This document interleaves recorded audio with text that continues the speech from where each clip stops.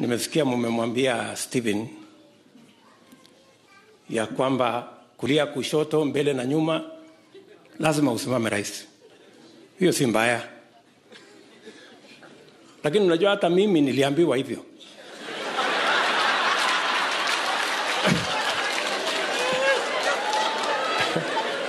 Na wengine ambao wananisupport. Lakini mwisho nikakuja nikapima, nikaona wenye kusimama ni wengi. Lakini wenye kushinda ni tofauti. Kusimama ni sawa. Si namna hiyo? Kwa hivyo msipatie Kalonzo masharti ati lazima usimame. Mwambie Kalonzo, wewe enda panga na wenzako, mpangane namna hiyo alafu tuone. Wewe unajuaje? Pengine bahati inaweza unajuaje?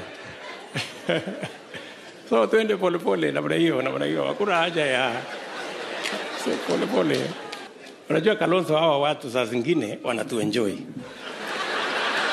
Kwa sababu mtu anakaa hapo anapima, anaona bora Kalonzo anasimama akuwe rais, mimi nitapata kiti yangu ya bunge, mimi nitapata kiti yangu ya senate.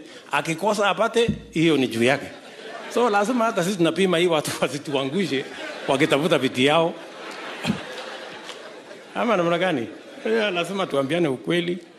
So lazima tujipange mzuri namna hiyo. Kenya hii ni Kenya yetu sisi wote. Stephen, wewe umejaribu kusaidia huyo, imeshindikana. Mimi nilijaribu, ikashindikana. Mimi ndio huyu nimekuja nimesaidia Uhuru, amekuwa rais. Sasa Uhuru anaenda retire. Sasa my friend. So tuendelee namna hiyo, tukiongeleshana. Unajua sasa hii BBI imefungua mlango. Huyu anaongea na huyu anaongea na huyu na ule mwingine.